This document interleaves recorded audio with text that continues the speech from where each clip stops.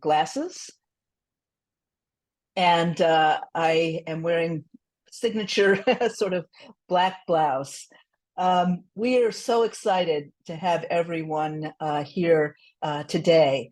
And so that we have a chance, all 95 of us, to get to know one another, please do add your name, your organization, role, and location, for instance, your city and state, into the chat box as participants join the meeting. That way we'll have a sense of who is where and who's who.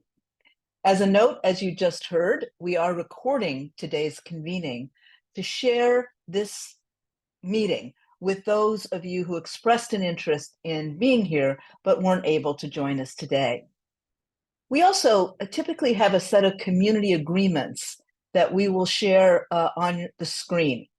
And these agreements include that in today's conversation, we will strive to be open-minded and show genuine curiosity when sharing our thoughts and questions, that we will honor and respect each other for the experiences we bring and treat that knowledge as expertise.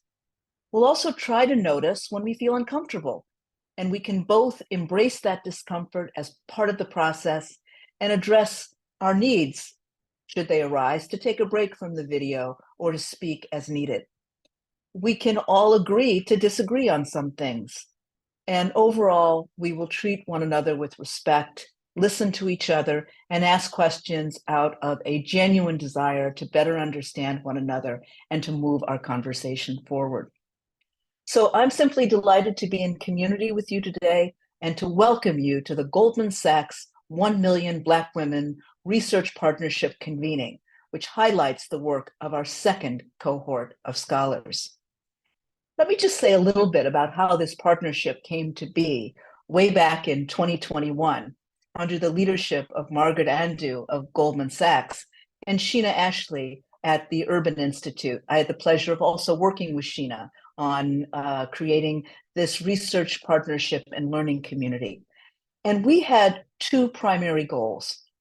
The first was, this is across the partners, to examine the impact of the racial wealth gap on Black women, and then to generate new policy solutions to address those inequities.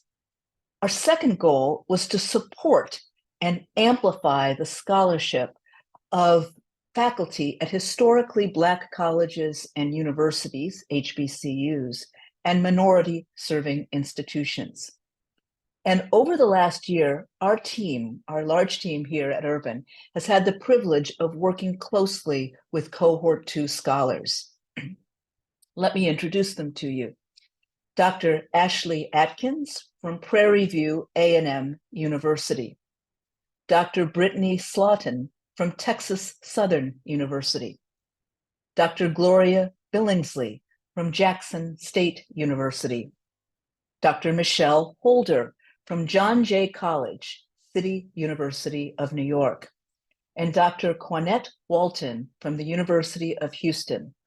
And finally, Dr. Zawadi Rux Ahidana from the University of Albany, State University at New York.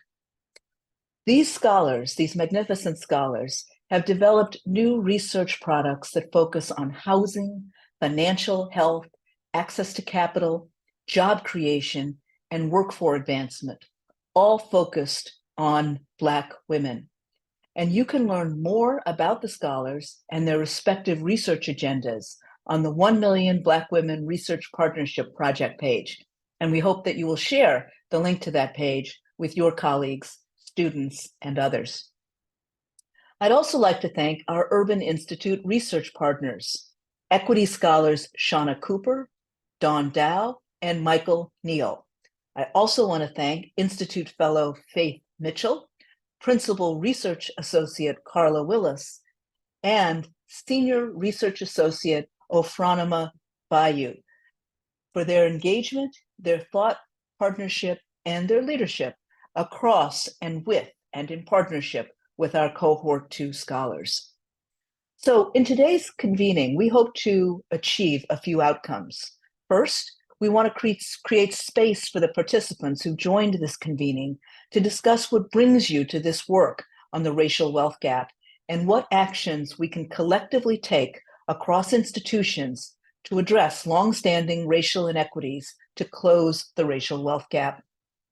We also will give our Cohort 2 scholars an opportunity to present their findings from their research and to give you in the audience an opportunity to ask questions. We see this convening as an invaluable space to continue the learning that started with the research partnership experience. And ultimately, our goal with this research is to help catalyze policy changes that meaningfully improve the lives and outcomes of Black women and to generate new interest and funding for research on the racial wealth gap. We greatly value what each of you are bringing to this conversation. I also want to acknowledge the very important leadership that Dr. Leslie Ford has advanced on this project along with her team. She and our other colleagues have here at the Urban Institute have worked tirelessly and thoughtfully and creatively on behalf of the partnership. So with that, I also want to introduce Jessica Taylor, the National Director of the 1 Million Black Women Initiative from Goldman Sachs. She'll share more about the initiative, the progress of Goldman Sachs to date, and elaborate on how the research partnership supports the broader initiative's agenda. Jessica? Thank you so much, Kim, and it is such an honor to be here this afternoon with you all. As Kim mentioned, I'm Jessica Taylor, National Director of 1 Million Black Women. I've been at Goldman Sachs about a decade now, most recently running our 10,000 Small Businesses Initiative. And I'm about 6 months into the role of National Director of 1 Million Black Women.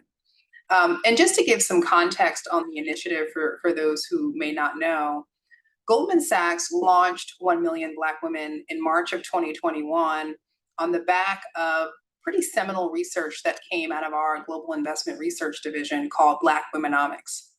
And that report said a host of things, and I imagine particularly this group and the scholars on the line likely are familiar with some of the data out of that research, but I'll highlight 3 points of data.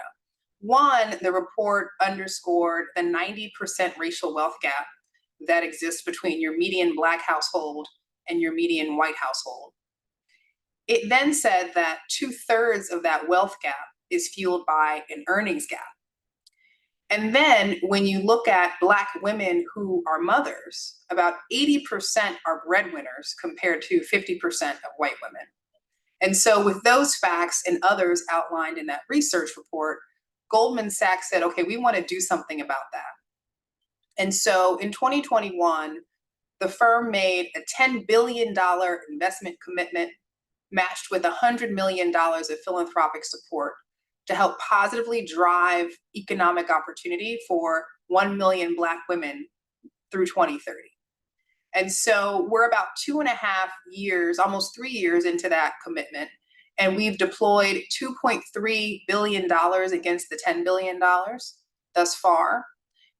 33 million against the $100 million philanthropic commitment thus far, and we've laid the groundwork to impact the lives of over 200,000 Black women across the country.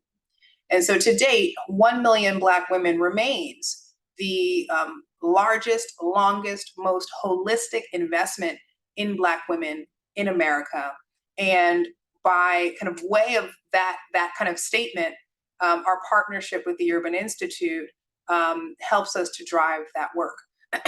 Black Womenomics, as I mentioned, was just so instrumental, not only in opening the door for 1 million Black women, but kind of putting more research out there, right, about Black women and racial equity. And I think I'm speaking to the crowd here, right, when I say that we need more of that type of research. And so that's really where this partnership with the Urban Institute has come into play. And we've been thrilled to just even play a small role in helping to drive the work forward of the various scholars who will be featured on the call, and also help to amplify the important research that has taken place. And so, I'll probably pause there. I think I wanted to be brief and get to the main show, but we just couldn't be happier to be here, to be in support of this work. And we can't wait to hear more. So thank you.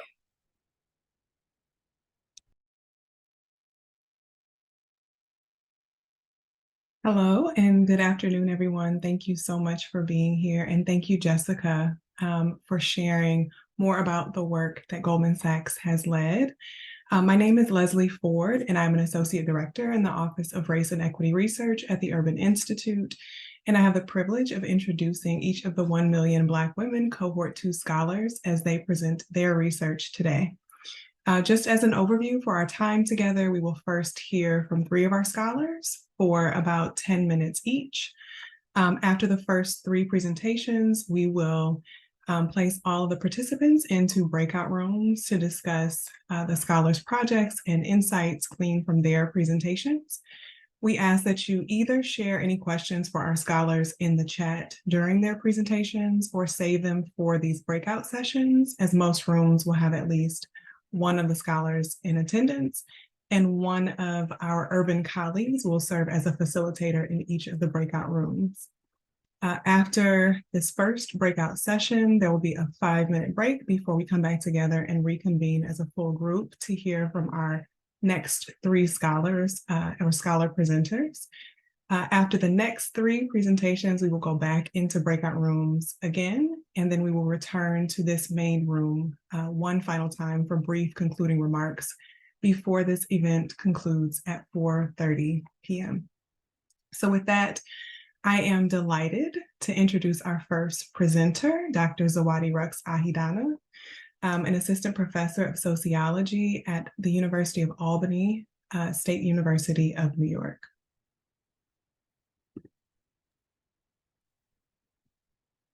Hi, everyone. Thanks so much for joining us. It's an incredible crowd. I'm excited to kick this off and talk about my work with doctoral candidate Ala Kalu called Deconstructing the Intergenerational, Structural, and Cultural Factors Contributing to Black Women's Wealth. Next slide, please. So we know from prior studies of the racial wealth gap that 4 kinds of factors contribute to the persistence of racial disparities in wealth holdings across generations. First, there are historical structural factors that excluded and provided access to financial investments based on race, such as redlining for federally backed home mortgages. These are factors that have established the contemporary racial wealth gap that are extremely hard to measure the effects of in present day. Second, there are contemporary structural barriers and opportunities that produce racial variation in the ability to save, borrow, and invest, such as discrimination in financial lending markets. Third, intergenerational factors produce racial inequities in financial position through things like inheritance. And finally, there are cultural factors that produce racial differences in financial behavior and decision-making, such as the willingness to take on risk in financial investments. Because much of the literature has focused on either race or gender, we know much less about how these factors contribute to the wealth holding of Black women. We do know that Black women occupy a position with multiple marginalized dimensions. For wealth, this means that Black women are likely to experience intergenerational biases that lower their receipt of inheritance, and structural discrimination that reduces their income and rates of promotion to managerial positions.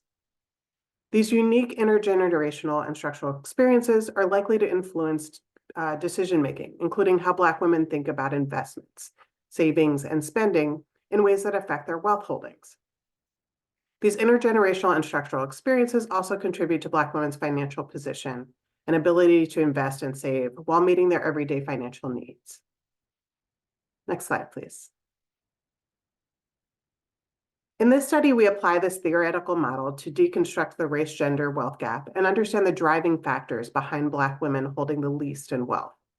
In particular, we answer the questions, how do intergenerational, structural, and cultural factors contribute to Black women's net worth holdings compared with other race-gender groups?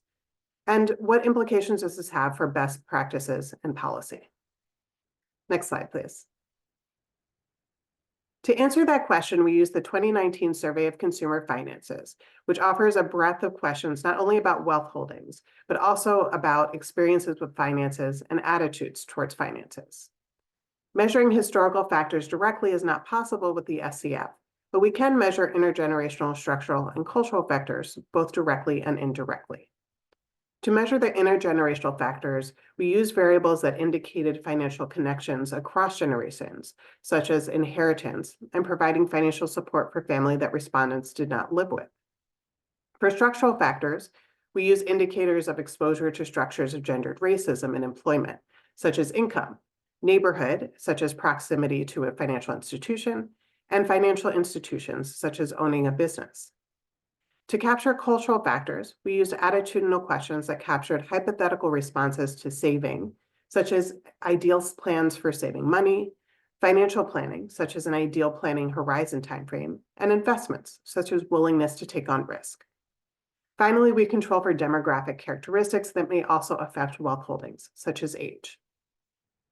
Using this information, we ran ordinary least squares regression models, as well as a Catawba blind or Oaxaca decomposition model to analyze the results of these regressions.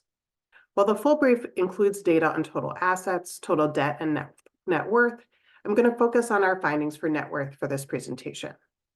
Next slide, please. In 2019, Black women held a median value of $5,300 in net worth. This was the least in wealth holding of any race gender group. In fact, the next closest to Black women was Latinx women with $23,000 more in net worth. The disparities only increased from there, going up to a difference of $129,100 more in median net worth for white men. Next slide, please. We used OLS regression to test the contributions of intergenerational, structural, and cultural factors while controlling for demographics for each race gender group. Here we show the results for Black women compared with results for Black men, white women, and white men. What is particularly striking here is the differences in what predicts net worth holdings for Black women. There are no intergenerational factors or demographic characteristics that contribute to Black women's net worth holdings, both of which could significantly increase net worth for Black men and white women and men. Black women do see an effect of one structural factor, income. Like all other race gender groups, with more income, Black women have more net worth. Finally, the only cultural variable that contributes to Black women's net worth is the willingness to take on high risk, which decreases their net worth holdings. These findings highlight that Black women experience a consistent impact from structural factors on their net worth holdings, but gain few returns from cultural factors and demographic factors that should theoretically increase their net worth holdings, such as planning for the long term or having a college education. Next slide, please.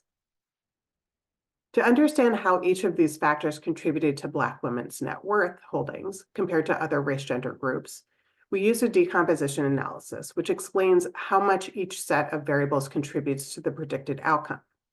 So very clearly, you can see that the driving contributions to net worth were structural factors. This was driven by race gender differences in total income, owning a business, and having a managerial position in particular. That is, Black women's net worth holdings were lower than other race gender groups, mainly because their income is less, which reduces how much they can save and invest, because they are less likely to own a business, which reduces their assets, and because they are less likely to be in managerial positions, which lower their income. Importantly, cultural factors that might be addressed by something like financial literacy education contribute very little to Black women's net worth holdings. Next slide, please. These findings point to one key way to address Black women's wealth holdings: address structural gendered racism in the labor and financial markets. Our policy brief outlines 5 areas that we recommend, but for the sake of time, I will focus on 3 core recommendations. First, addressing pay equity would increase Black women's income. We know that Black women do not make the same amount as their counterparts with similar work experience and education. Ensuring that Black women are being paid equally would increase their earnings, allowing them to have more money to save and invest. Second, eliminating the discrimination that Black women face in the promotion process would increase their representation in managerial occupations and thus increase their income. Again, with more income, Black women can save and invest more. Both of these 2 recommendations must be implemented by employers and enforced by the government through penalties, for example, for those who with government contracts, or, for example, incentives through local governments. Third, Black women have had fewer opportunities to pursue business loans and have limited personal income to pursue entrepreneurship. Opening opportunities for Black women to pursue loans to support their businesses with fair loan conditions will help some Black women increase their assets while providing the startup capital to launch their own jobs. Next slide, please. In conclusion, I want to stress one point. Race-gender differences and cultural factors that capture financial behavior and decision-making do little to explain net worth, assets, or debt holdings in our analyses. Addressing structural factors is more challenging than addressing these individual level factors. However, focusing on cultural factors will not make a difference in increasing Black women's wealth. Thank you.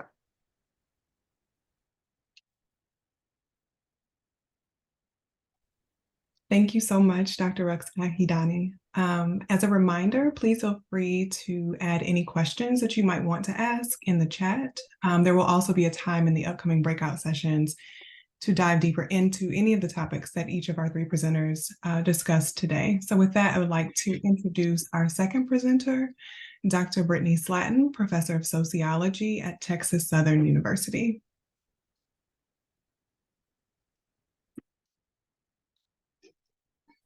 Thank you. Thank you. I'm so happy to be here as well. The title of my research is Crisis Within a Crisis, Exploring the Impact of COVID-19 on Existing Disparities Among Black Women. Next slide, please. Thank you. So I want to first start off with the overview of my research, and I want to give you a little bit of background. The COVID-19 pandemic engendered many challenges that have disproportionately impacted Black women in the United States, exacerbating pre-existing health and socioeconomic disparities. Before the pandemic, Black women were already contending with significant health disparities, including higher maternal mortality rates, hypertension, and diabetes compared to their white counterparts. Socioeconomically, Black women face systemic barriers such as wage inequality, underemployment, and limited access to quality education and healthcare, collectively contributing to precarious financial stability. The COVID-19 pandemic catalyzed further disruptions in Black women's physical, emotional, and economic well-being. And so with this particular study, I wanted to contextualize the impact of the COVID-19 pandemic on Black women, examining physical, emotional, mental, and economic well-being. The research was driven by three key questions, focusing on the pandemic's effect, the role of systemic racism, and implications for policy. Next slide, please. So in terms of data collection methods, it included online surveys from 175 Black women. I also conducted semi-structured virtual interviews with 54 Black women. Participants were primarily bachelor educated, single, and earning between $50,000 and $59,999 annually. Next slide, please. So now I want to talk about some of the key findings of the study. The first finding is going to focus on the psychological toll of COVID-19 on Black women. So with the study, I had participants complete scales for depression, anxiety, as well as psychological distress. And my findings showed that 50% of the respondents experienced depression, 74% experienced mild anxiety, and 20% experienced severe psychological distress. And I wanted to give you a key quote from one of the respondents to really express what they were going through. So one respondent spoke about the added stress brought on by her chronic illness, saying, "Me getting it," meaning COVID, myself, and with my chronic illnesses, for my body just to really struggle. And because I heal slowly on top of that, that struggles after the fact. So she was very concerned and very wary of potentially contacting COVID, and that added to stress, added to some anxiety that she was experiencing. If we go to finding number 2 on the next slide, this finding focused on the employment challenges during the pandemic, including job loss, the complexities of remote work, while also caring for children and other family members. So my study found that 15% of respondents lost one or more jobs during this time period, and at least 44% of the women were essential workers or frontline workers. Hi, I want a venti strawberry refresher with lemonade. Instead of venti strawberry refresher with them? Were Yeah. essential workers or frontline workers at one point I want to in add time extra strawberry. during the pandemic. And so when I go deeper into the actual in-depth interviews, some of the respondents, and we can go to the next bullet point on the quotes, talked about what these experiences were like. So one respondent encapsulated the uncertainty of employment, noting, "I was working on campus, then they shut the campus down. So that job was in limbo for a while because I was the only student hourly worker, and everybody else in work study lost the job." Another respondent discussed having to care for her COVID-stricken mother. "My mom gets sick, and it gets so severe where she has to be hospitalized for like 11 days. And that was hell because it was hell trying to get her out of bed and to actually go. I had to call her doctor to force her out of the house." So in these examples, the women that I interviewed and who completed the surveys are dealing with the complexities of job loss, being frontline workers, while also caring for their children or caring for elders or other family members within their household. And that made it very difficult for them personally, professionally, and financially. So we'll go to the next slide for finding number 3. So with finding 3, one thing that was very important to me and that really stood out was that despite the adversities, Black women showed resilience, personal growth, and improved life satisfaction through the following things. The pandemic led many of the women to start saying no. Oftentimes, during my interviews, they talked about having friends and family members and coworkers who were placing a lot of responsibilities on them and asking them to complete additional tasks that were not necessarily in their job responsibility. Or they had people who were coming to them and emotionally dumping on them. And so the pandemic was an opportunity for some of the women to step back and to say no to those requests and to put themselves first. And they also focus on their self-care and their quality of life. And so if you go to the next slide, next bullet point, you'll see an example of what this meant for some of the respondents. So one respondent illuminated the transformative power of the pandemic, stating, "I'm grateful for 2020, because it made everything stop. For me to actually say no, I don't want to teach you and go to work at the same time, but I am okay with teaching you. How does that look?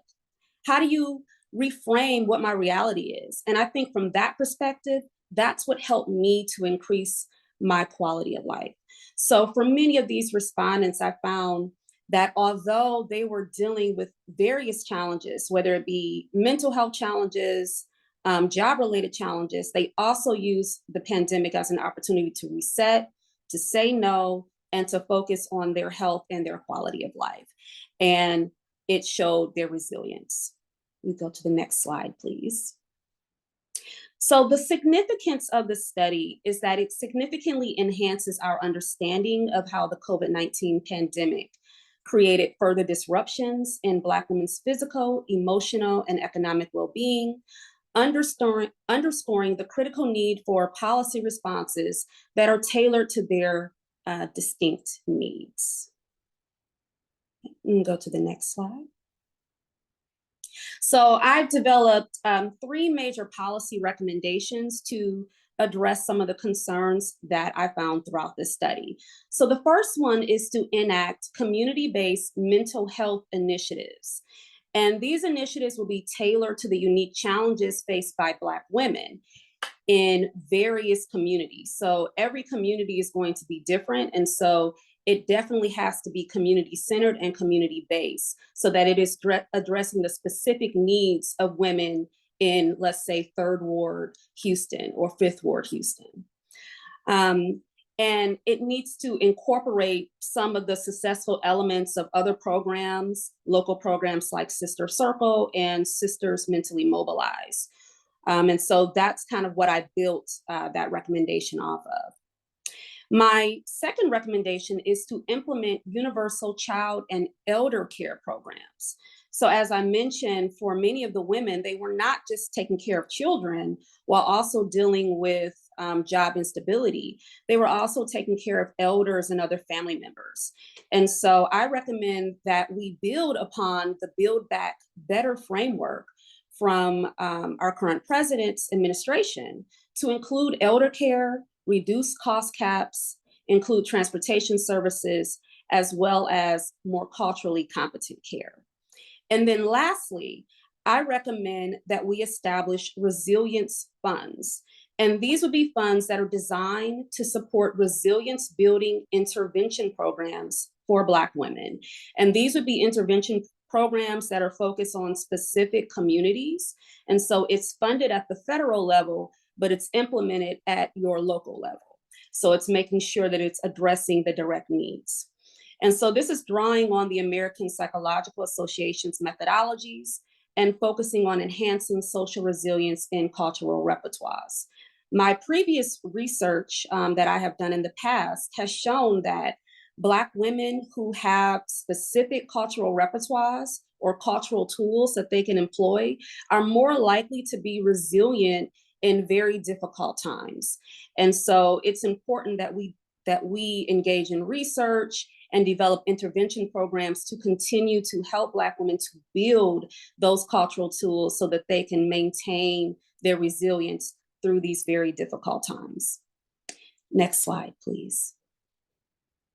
And so in conclusion, the study underscores the multifaceted impact of COVID-19 on the emotional, physical, and economic health of Black women in the US.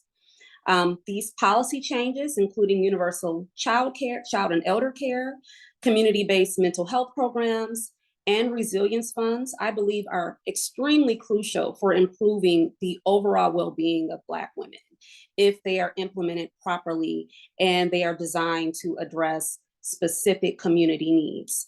And then lastly, I believe that this study provides a critical lens for understanding the challenges and resilience of Black women during the pandemic. And so I always want to make sure that in the research that I do, that I'm not just focusing on deficits, but I'm also looking at it from a strengths perspective. And so while there were certainly deficits that Black women experienced, there were also some strengths as well, which is that they showed their resilience through these very difficult times. And so thank you so much for listening to my presentation. And I look forward to talking more about it during our breakout groups. Thank you.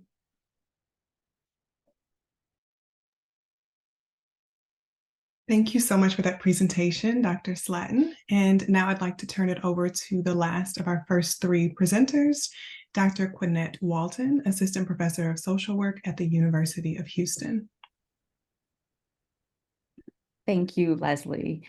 And thank you all for being here with us today. The title of my talk is Improving Mental Health Care Access for Middle-Class Black Women. I conducted this study with two of my amazing doctoral research assistants, Alexandra Hood and Priscilla Kennedy. We're still analyzing data in this process, which is exciting to be at this point to start sharing some of the findings with you all. Next slide.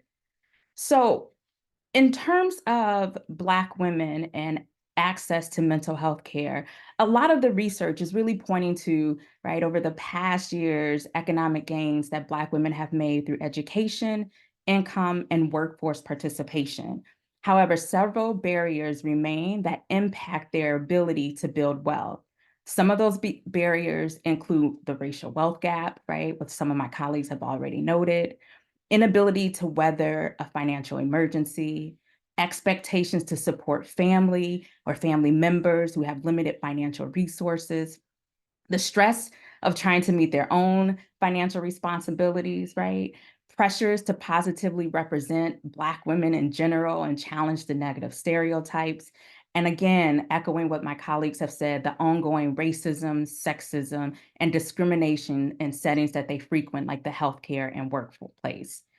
Unfortunately, due to these barriers, Black women are vulnerable to more adverse physical and mental health outcomes, so much so they are disproportionately sicker, right, die earlier, and fare worse than less educated white women. And when it comes to access to mental health, Black women's access is limited, right, because of help-seeking behaviors in terms of not wanting to seek treatment, the stigma associated with mental health, and then the challenges of having access to care from people that look like them, right? And because they seldomly seek treatment and because of stigma and provider biases and cost and poor quality of care, Black women consequently continue to suffer in silence. And so in order for us to understand middle-class Black women's experiences in the context of which they live, I sought to really try to understand it from the intersection of their identities, their earnings, and the context in which they live. And I think Violet in this quote really articulates that very well. She said, and it was the first memory that I have of acknowledging that the fact that your financial background, security, whatever, it doesn't protect you from your Blackness, right? That identity, that racial identity is always made the priority. Next slide, please. For this study, my team and I used 2 qualitative data sets to conduct a secondary qualitative data analysis to highlight key areas that address the mental health needs of middle-class Black women at the intersection of their race, class, gender identities, and middle-class earnings. The first qualitative data set is from my earlier work where I really focused on understanding depression among middle-class Black women. And the second qualitative data set included 43 middle-class Black women and focused on their experiences with COVID-19, racism, and mental health. Collectively, these 2 data sets really posed great opportunity to really think about what some of those tensions are when Black women, and specifically middle-class Black women, are accessing mental health. And that led to 2 key questions. What are the barriers and facilitators of care among middle-class Black women accessing mental health care? And when they do access care, what are their experiences? We used an analytic approach that was grounded in grounded theory. A total of the 73 women's in-depth individual interviews were analyzed. And some of the findings included barriers and facilitators to mental health care, access to care during times of crisis, and sociopolitical context, right? Really thinking about the areas as well and the middle-class Black women's lives that adversely influence their mental health. When we think about the barriers, providers not believing Black women not being heard, Black women not having support, stigma were really critical to them being able to get mental health care. In fact, one woman said, I think that Black women a lot of times are not heard or just not even studied about, specifically middle-class Black women, because we don't go through traditional hardships that are really obvious. But there's still issues that need to be uncovered and dealt with within our community. When we think about facilitators to mental health care, it was around Black women compartmentalizing their pain, being middle class and not pretending, and being more aware of what their needs is, given the crises that they were contending with COVID-19 and the racial unrest and the sociopolitical context in which they were living. When it came to access to care, it really focused on middle class Black women not feeling good enough, just trying to survive, right, which prevented them from seeking treatment during the crisis of COVID-19 and the racial unrest. And in fact, one woman said, so then for me to realize that even in the midst of a pandemic, when the world is just trying to survive itself, people still find a way to try and make Black people suffer even more. It was really hard. And honestly, I actually broke up with the person that I was dating at the time because they weren't Black, and we got into some very serious discussions. When we think about areas in middle-class Black women's lives that adversely influence their mental health, it's centered around the stress from work, and them constantly feeling tired from racism and discrimination. And to illustrate, one woman shared, Black people have been depressed since we've been in America, right? We're born into it. It's been since day one we've been here. I think we just cope. I think it's just a coping in today's society, right? Black man shot today, Black man shot tomorrow. 2 of them today, so you just function. Some of it we probably don't talk about because it's life. It's literally our life, which is why maybe we don't talk about it, because we just assume most Black people have similar issues as me. So middle-class Black women talked about not just feeling tired, but just functioning despite their middle-class status. Next slide, please. So when we think about the findings that I shared and really thinking about it in terms of policies and really thinking about the significance of these findings, first, it's centering the voices of a group of Black women that are not often considered a part of research. It uses, right, 2 qualitative data sets to intentionally highlight the lived experiences of middle-class Black women at the intersection of their race, class, gender, earnings, wealth, and mental health, right? And then it's really trying to deepen our understanding of what it means to be a Black woman in the United States that move beyond the poverty discourse. Black women, as we've heard, have many resiliencies, right? Many strengths. And so it's really trying to contextualize that. And much of what we have done thus far can continue to be deepened when we think about some of the policy recommendations that I put forward. Next slide. So some of the policy recommendations you can see around mental health is around treatment and services, cost, access, workforce trainings, and programs. I will not read each of them to you at all, but I just want to highlight when we think about treatment and services, we have to increase funding for mental health care to be offered, not only when we go to our doctor's office or private practice, but also in the workplace. We also have to think about it in terms of cost, the high copays, right? A number of middle-class Black women are paying out of pocket for individual mental health. And that's like $125, if not more, and that can cause additional stress, right? And when we think about access, we have to think about where are they getting their care from? If it's in their own communities, if it's at their workplace, if it's at their doctors, how are we supporting that?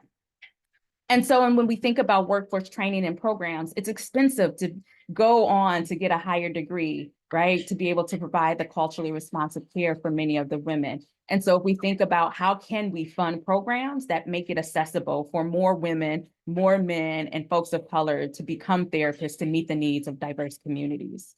Next slide, please. And so I want to leave you with a quote from Emily, right? Which I think really sums up what it means to be a middle-class Black woman seeking mental health care at the intersection of their earnings, right? She said, yeah, I guess I would have hoped this situation in terms of COVID was going to unproportionately impact communities like Black people, that it would bring it to attention to like politicians or people in charge of policy that can take action to remove some of the barriers that prevent Black people from achieving higher qualities of living. But I haven't heard much about that. I think, yeah, I feel like it's kind of blown over with everything else that's happening in the world. And so I've been disappointed to see that hasn't, like, we've had things great, right? Kind of served as the impetus for change. And I don't think that's happened. And so what Emily really highlighted was really the centering of what I talked about before, centering Black women's needs, right? And really thinking about how can we intentionally address their mental health and increase access to quality care by partnering with middle-class Black women. We have to recognize and create space at the policy and funding tables for middle-class Black women to serve as agents of change and help set the agenda for their needs.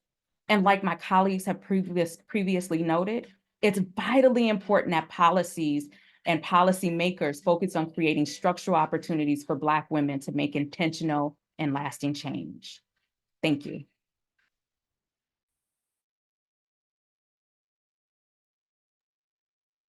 Thank you so much, Dr. Walton, for that very powerful and compelling presentation. Now that we've had a chance to hear from our first half of presenters, we're going to place everyone into breakout rooms for an about 20-minute long or so discussion. Each room, again, will have one urban facilitator and one note taker that will introduce themselves, and you will also be joined by one of our cohort 2 scholars. We have some structured questions that'll be shown on the screen that you can discuss. You can also feel free to introduce yourselves and explore possibilities for future collaboration and work. Please feel free to use this time to also ask the scholars who've already presented about their work. And we will be sure to drop these questions in the chat before you leave to join your breakout rooms.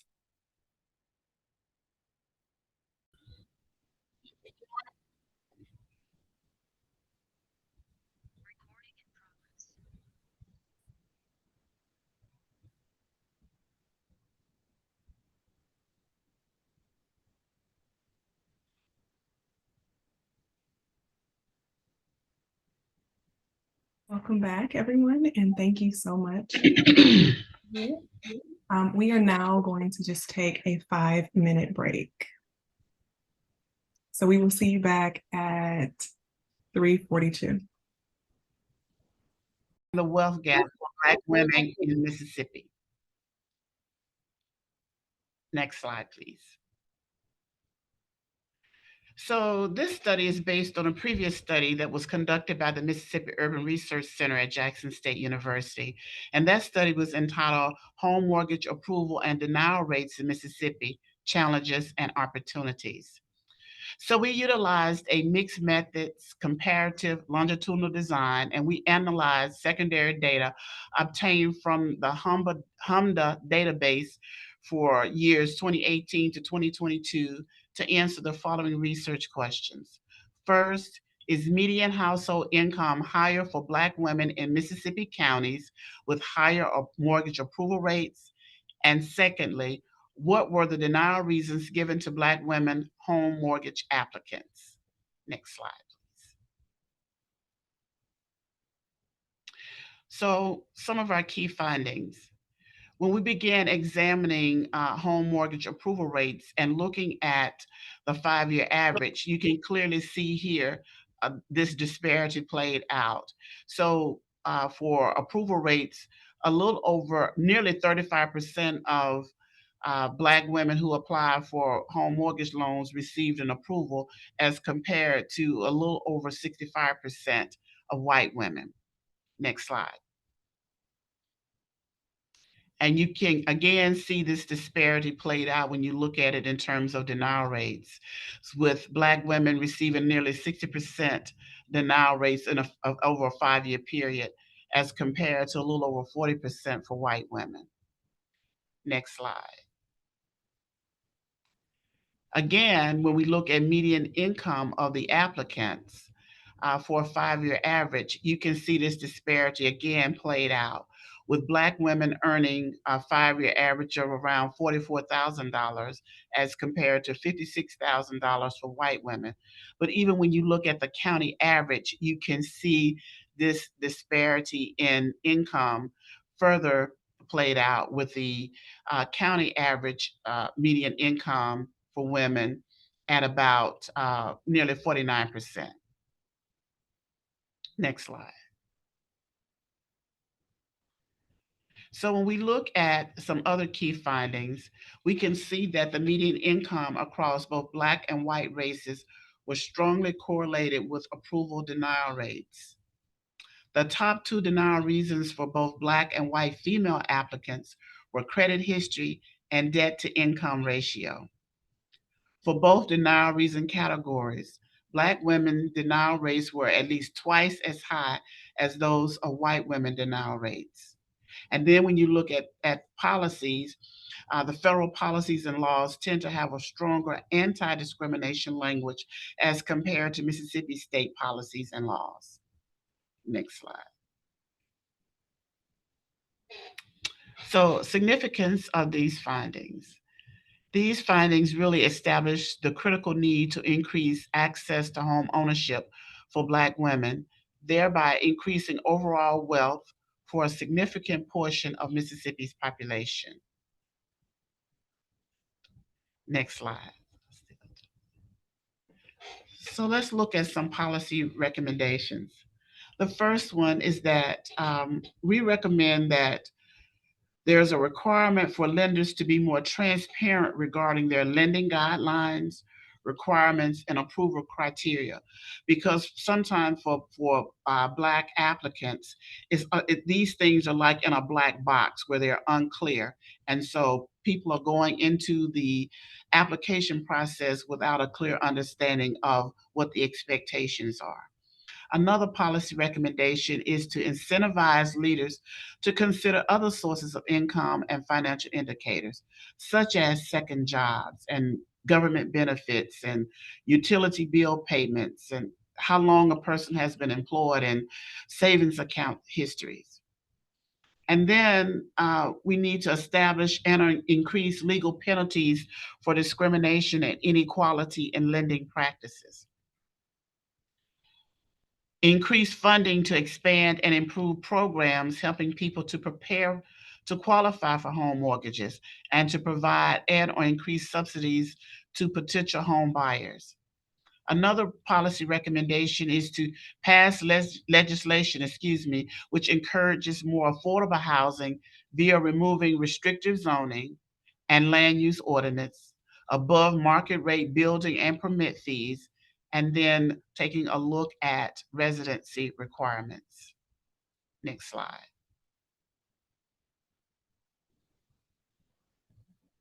So, in conclusion, home ownership for Black women who are heads of household becomes an appreciable asset that has the potential to alleviate poverty and serve as a generational transfer of wealth. And as our team discussed our findings, one thing that became crystal clear to us was this next conclusion or next finding, is that when we look at mortgage denials and we view them in terms of wealth, each denial represents a lost opportunity for wealth generation for that family and for the communities where these families live. And when we began looking at loss, we have to think about loss not only in terms of money, but for a Black woman, particularly a head of household, to experience a rejection that has some impact on her feelings of self-efficacy, her ability to provide for her family. Not only that, the psychological impact that comes with a denial. So all of these things have long-standing impact for Black women who apply for home mortgages and are denied. State policies have had less effect than federal policies in affirmatively addressing disparities in home ownership for Black women in Mississippi. We have a strong history of policies of discriminatory practices that have disparate impact on Blacks and particularly Black women in Mississippi. So stronger enforcement and consequences for non-compliance is needed. This study's findings further support Shapiro's 2006 position within the conceptual framework that the wealth gap has not improved or shifted much since the 1960s. And finally, the disparate rate of mortgage denials further exacerbate the wealth gap and the belief in fairness, equity, and justice. One of the things when we talk about home ownership in this country, it has always been couched as the American dream. But when you deny a large portion of a population the ability to participate in that American dream, in the ability to accumulate and transfer wealth, then that is a real problem. And this is an issue that really needs to be addressed. And so as I conclude our presentation, I encourage you to take a look at our study if you want to get more information on what we found in our research around the wealth gap for Black women in Mississippi. So thank you so much for providing this opportunity for us to share this research. Thank you.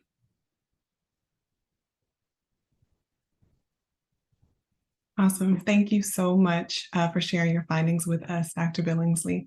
We will now hear from Dr. Ashley Atkins, Professor of Sociology at Prairie View A&M University. Hi, everyone.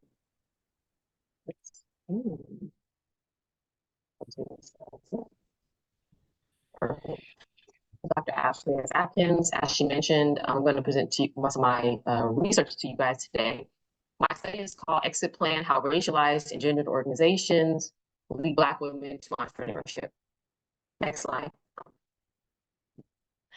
So we are all aware of the recent Great Resignation that's occurred where individuals are leaving the workplace due to unfair wages, being overworked, or lack of professional and individual autonomy. But it's really important to note that Black women in the workplace have been experiencing these features for a long, across time. But it's also important to note that that's not the extent of their experiences. And so it's not simply just not being paid well or being overworked. It also includes things like racism and sexism and other forms of discrimination that lead them to exit the workplace. And so while Black women are leaving the workplace and the number of Black women in the workplace is decreasing, we're noticing that the number of Black women entrepreneurs is rising, and it's rising consistently and quickly. And so it's really important for me to explore number one, why Black women are transitioning into the workplace. What a lot of the studies say is that it's based on professional and personal autonomy, but it's also important for me to examine as they shift to entrepreneurship, what strategies are they constructing in order to navigate racism and discrimination in the business world. Next slide. So with the support of literature from multiple disciplines, I also used qualitative research from 33 Black women across multiple cities. And I wanted to identify two specific research questions. The first one is, what factors contribute to the mass exodus of Black women from the workplace? And then what strategies do Black women construct as they're attempting to navigate racist and sexist policies and interactions as business owners and also within the workplace?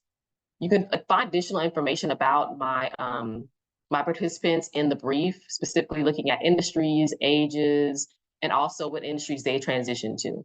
Next slide. So the key findings are broken into 3 areas, but it's really important to understand that the barriers that they are navigating both as business owners and in the workplace are barriers rooted in systemic racism, discrimination, and exclusion. And so because of that, they have to construct intersectional strategies that focus on not just sexism and racism, but also other factors like sexuality, like ageism, even when it comes to their abilities as far as ableism. And so the key factors are broken down into 3 areas: emotional management, overlapping, and on-the-job training. Next slide. So emotional management is commonly known as emotional labor, and it's defined as a self-regulation of emotions to convey a specific feeling in other people. And so from the participants, what we find, and also from the literature, we find that these women in the workplace, they're dealing with overt racism, overt sexism. They're also dealing with microaggressions, racial and gender jokes. And what's occurring is that they cannot respond freely. They cannot respond freely because of the limitations and the restrictions that's placed on emotional expression for Black women. And so what I broke their strategies into 2 specific areas. So the first one is rhetorical questions, and the second one is apathy.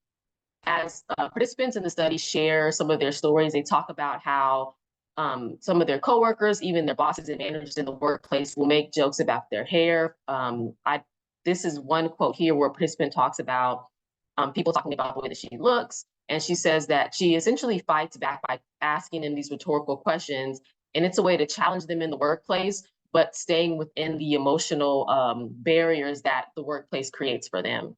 Another example here that's not listed, but it's in the brief, is where a participant had locks and her boss told her that she looked like Sideshow Bob. And so instead of responding how she would just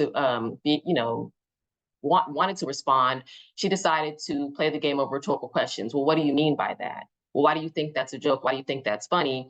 And it's a way to challenge and fight back without going outside of the barriers of the emotional restrictions that are put on Black women.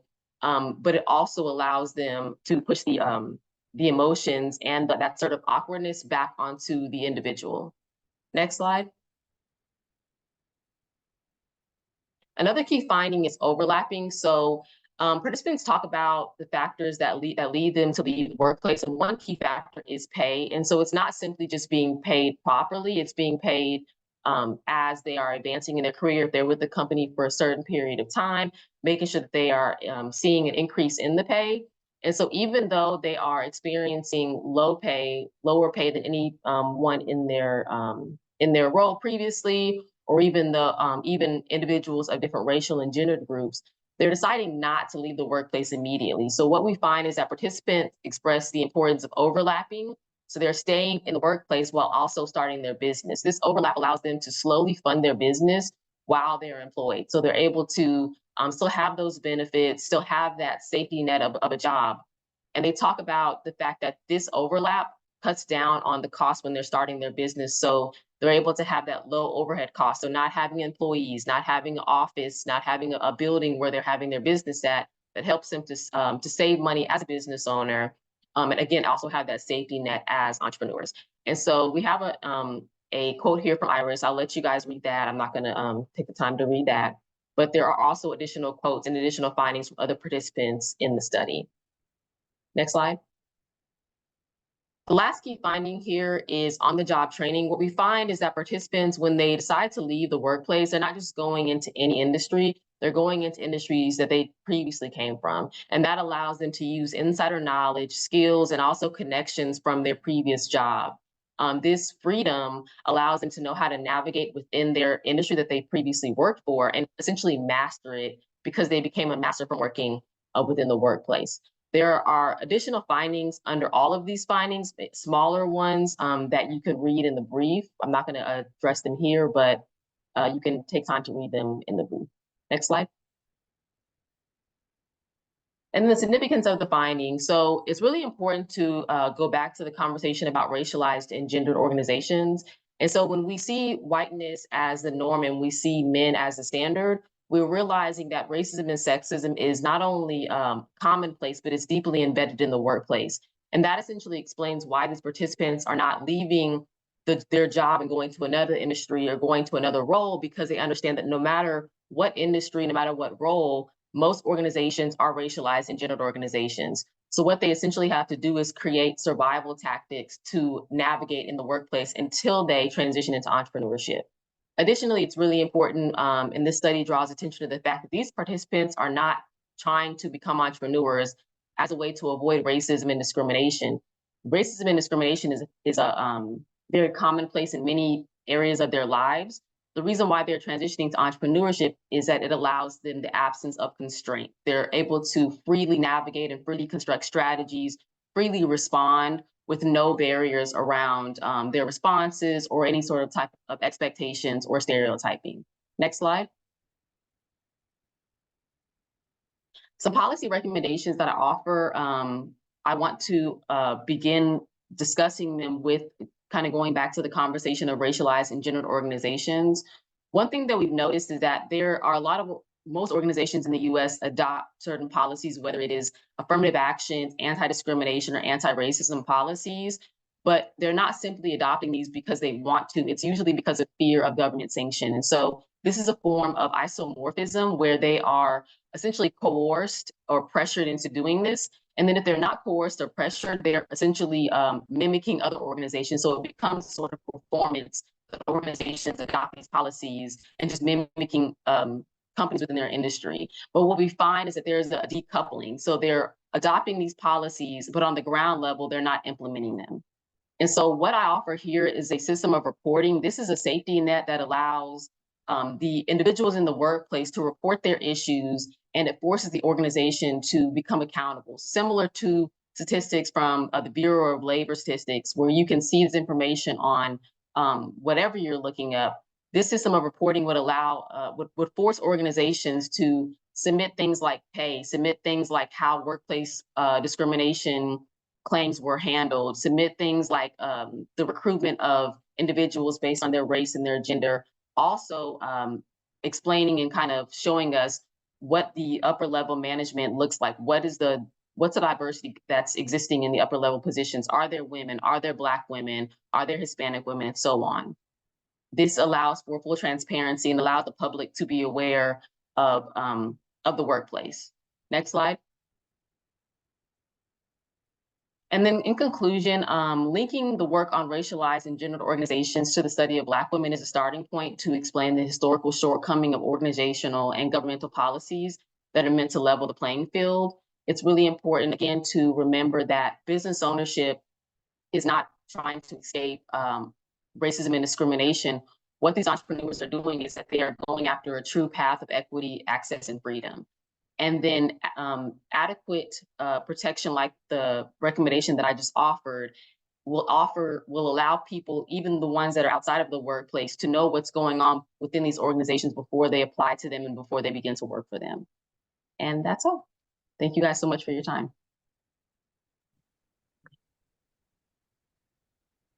Thank you so much, Dr. Atkins, for that important presentation. We will now hear from our sixth and final presenter, Dr. Michelle Holder, Associate Professor of Economics at John Jay College, City University of New York. Thank you so much, Dr. Ford. Hello, everyone. It's a pleasure to be here. So let me just jump right in. Can we go to the slide overview of research, please?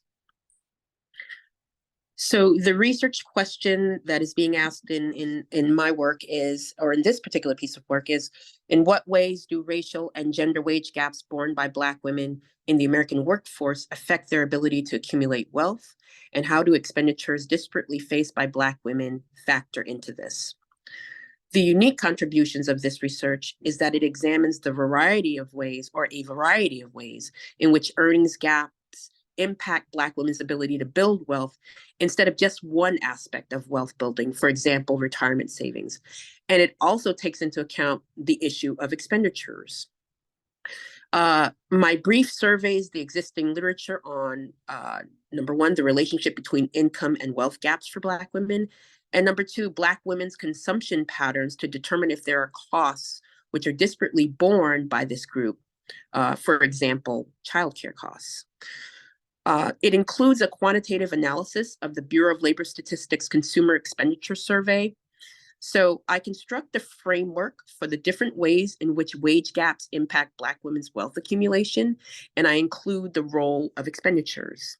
And finally, my brief concludes by outlining actionable policies and strategies which can be beneficial in improving Black women's income, leveling their expenditures, and increasing their ability to accumulate wealth. Next slide, please. So wealth gaps in Black women. A little about the racial wealth gap. There are different ways to measure the racial wealth gap.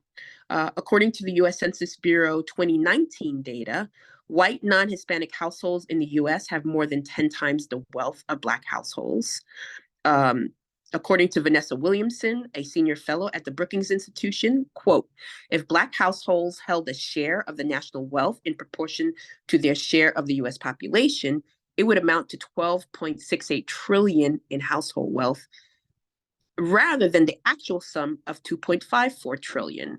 The total racial wealth gap, therefore, is 10.14 trillion. Now, in this research, in my research, when I refer to the racial wealth gap, what I'm talking about is the difference in median wealth between Black and white American households. A little about the drivers of the racial wealth gap. This would include income, intergenerational wealth transfers, and the impact of slavery on the future status of Black Americans. Finally, Black women and wealth gaps. Black women have the lowest level of wealth compared to all major racial, ethnic, gender groups, perhaps with the exception of Native American women and Latinas. In fact, Black women have 90% less wealth than white men. And I'd like to refer you to the figure on the slide. I think the slide is moved ahead. Can you go back one slide, please? Yes. So where you see the orange bars, the really long orange bar at the top would be white men's wealth.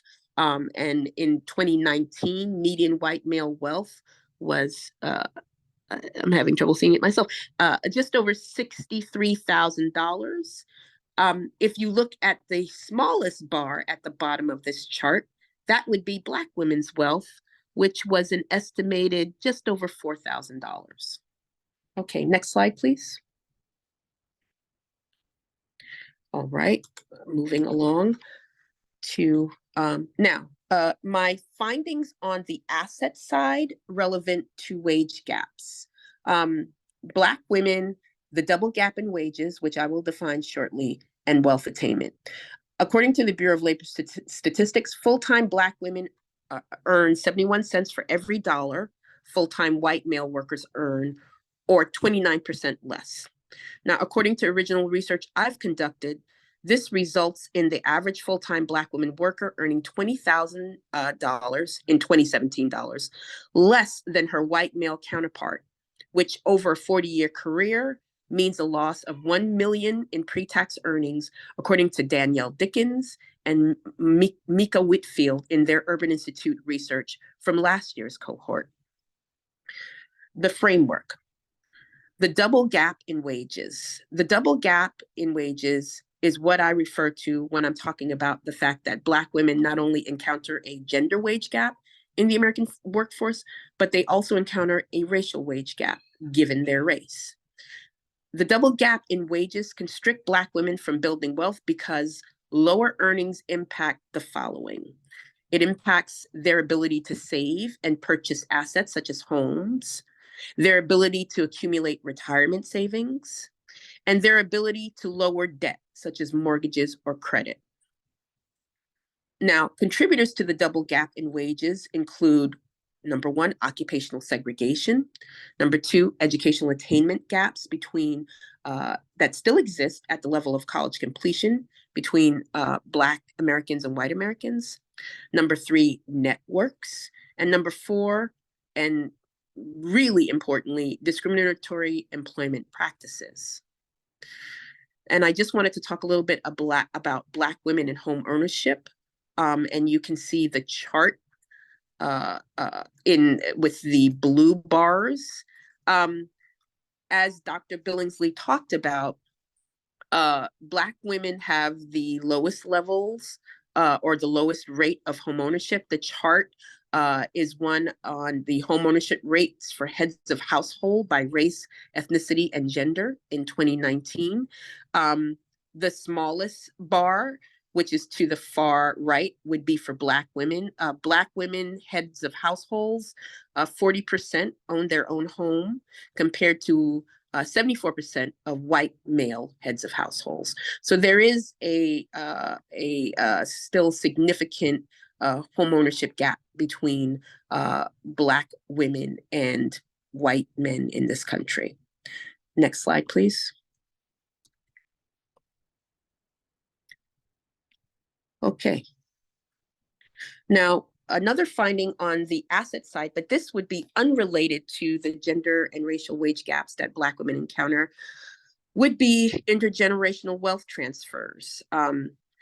Inheritances also disparately affect Black women's ability to build wealth. According to researchers Paul Menchik and Nancy Amangian-Kopoulos, white households were more than twice as likely to receive an inheritance as Black households. And after controlling for other variables, race was significant in determining whether a household received an inheritance, and if so, how large. According to these scholars, racial differences in intergenerational wealth transfers account for 10 to 20% of the racial wealth gap. These findings are complementary to those by Elora Derenoncourt et al. In a paper called The Wealth of Two Nations, in that the zero wealth status of the overwhelming majority of Black Americans after emancipation, compared to the non-zero wealth status of white Americans collectively during the same period, are likely to blame for about half the wealth gap between Black and white Americans today. Next slide, please. Now, on the expenditure side, what I explore is the unique contribution to expenditures to the topic of wealth attainment and Black women. Typically, where wealth is concerned, there's never really a discussion about expenditures or costs. But here I examine whether expenditures disparately borne by Black women that further exacerbate the barriers this group encounters in building wealth. In this research, I find that yes, there are such expenditures, specifically childcare costs and student loan burdens. With more than half of Black children growing up in single-parent homes in the US, and the majority of single parents in the US being women, it seems likely that the cost of childcare is a budgetary item that Black mothers face in a disparate fashion compared to their white counterparts. Data from the 2019 survey of consumer finances confirms this is the case for single Black mothers. About a third of single Black women are mothers, compared to 15% of single white women. And despite the fact that white women working full-time earn more on average than Black women working full-time, single Black mothers face higher average annual child care costs than single white mothers. And on the slide, there is a table. I won't walk you through it, but it does show numerically what I just mentioned in words. Next slide, please. Now, in terms of the other expenditure that I found that is disparately borne by Black women, 31% of Black women ages 25 years and older possess a bachelor's degree or higher. However, these achievements are coming at a high cost.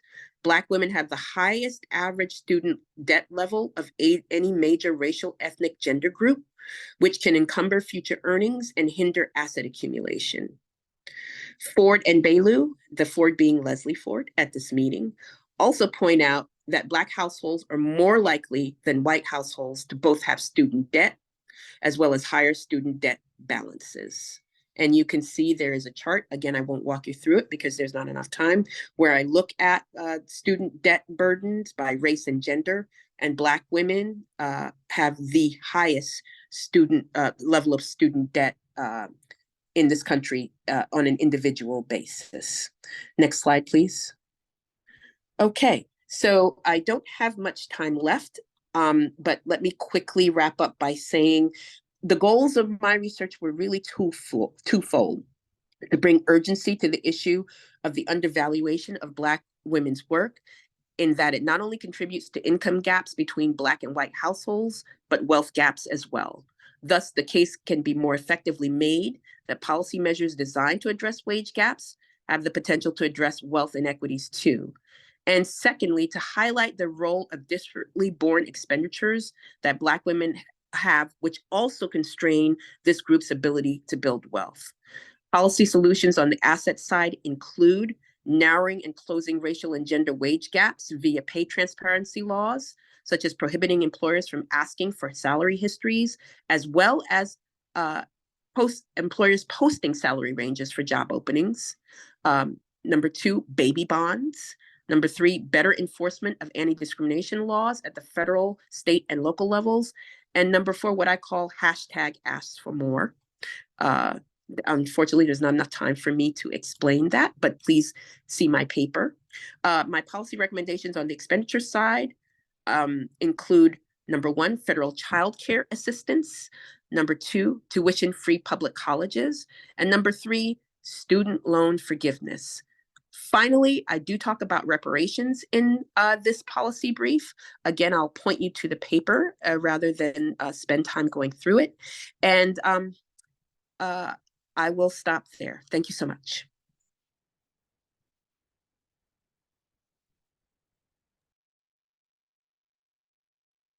Awesome. Thank you so much, Dr. Holder. We are now going to rejoin the breakout rooms. We'll have about 10 minutes, and then we will come back for a brief closing.